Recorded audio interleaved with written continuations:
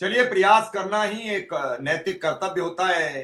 कौशल जी, क्या कहना चाहेंगे शिक्षा मित्रों से? चूंकि वही बातें अगर बार बार हम सवाल करते रहेंगे तो अच्छा नहीं लगता है। क्या सलाह देंगे? क्योंकि शिक्षा मित्र परेशान है, इसमें कोई दो राय नहीं है। वो कई झंझावतों से वो झेल रहा है, तो और मैं चाहूंगा कुछ ऐसी ऐसी बात की जाए कि उसका जो संतुलन उसका बिगड़ रहा है वो संतुलन बने। अब तो बच्चे भी हमसे फोन करते हैं, सर आज हमें जोड़िए। कल एक जुड़ा भी था पीलीभीत से, परसों भावुक था, कह रहा था सर समस्याएं तो हैं, इसमें कोई दो राय नहीं है। कौशल जी। आदरणीय मिश्रा जी, समस्याएं हैं और समस्या से समाधान की ओर हम लोग बढ़ रहे हैं।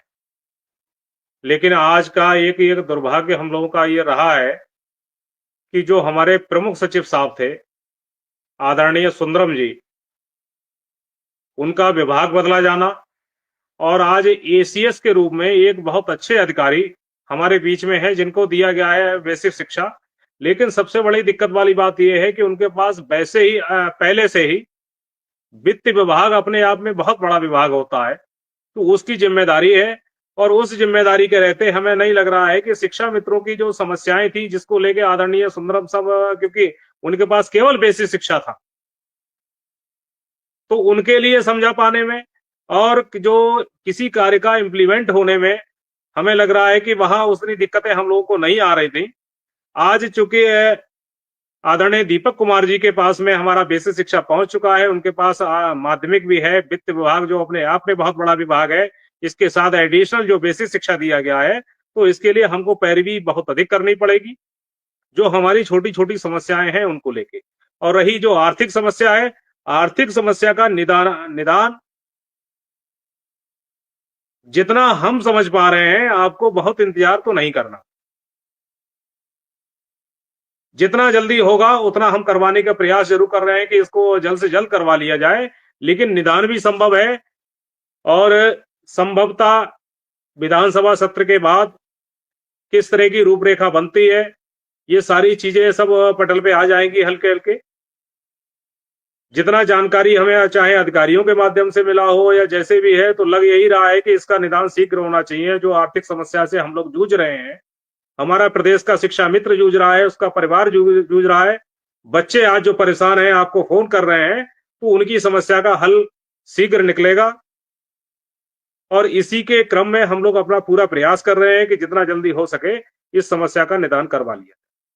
तो हमारा सिर्फ यही कहना होगा कि अभी कुछ समय तक थोड़ा सा धैर्य रखिए, संगठन पे विश्वास रखिए, हम लोग पूरी तन्मयता के साथ लगे हैं। जी मिश्रा जी। विक्रम सिंह, आप क्या कहेंगे अनुदेशकों को लेकर? क्योंकि आज आपकी बात हुई, वो बात कट कट के गई है जो राकेश पटेल और आपके बीच में बातचीत हुई। आप थोड़ा नेटवर्क सही हुआ है? नहीं, राकेश पटेल जी से मैं यही कहना चाहूंगा कि जो माननीय सुप्रीम कोर्ट में जो केस है, अनुदेशक हित को देखते हुए उसमें जो समस्या आ रही है, कर दिया है। समस्या मिल बैठ के तय कर लें, और जो पैसे की कमी आ रही है वो पैसे की भरपाई हम लोग कर देंगे। और आइए, हम लोग के जो वकील हैं आर.के. सिंह जी, पी.एस. पटवालिया जी, उनसे मिलकर बैठ के आप भी समझ लीजिए, आपको भी कोई सलाह देना हो, सुझाव देना हो, क्योंकि आपके पास इस केस में ज्यादा अनुभव है। ये कहने में मुझे कोई गुरेज नहीं है, क्योंकि आपके पास ज्यादा अनुभव है केस का।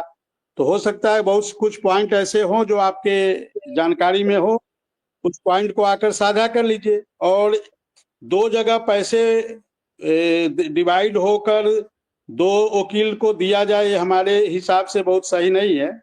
और जब इतने हम लोग के पास आर.के. सिंह जी और पी.एस. पटवालिया जी जैसे वकील हैं, तो हमें नहीं लगता है कि और भी वकील हम लोग को रखने की आवश्यकता है।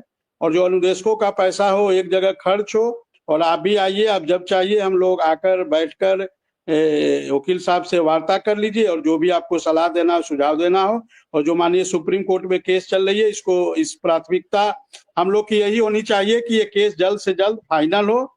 इसके लिए हम राकेश जी से निवेदन करेंगे, क्योंकि आज रायबरेली के साथी राघव सिंह जी ने हम लोग की कॉन्फ्रेंस पे वार्ता कराई थी, और उस समय भी हमने यही बात कही थी उनसे। और तो फिर मैं एक बार सार्वजनिक रूप से इस चैनल के माध्यम से राकेश जी से यही अनुरोध करूंगा, क्योंकि अनुदेशक हित सर्वोपरि है। अनुदेशक जिस प्रकार से हताश है, निराश है, परेशान है, उसकी समस्या का समाधान ऐसे ही लगभग काफी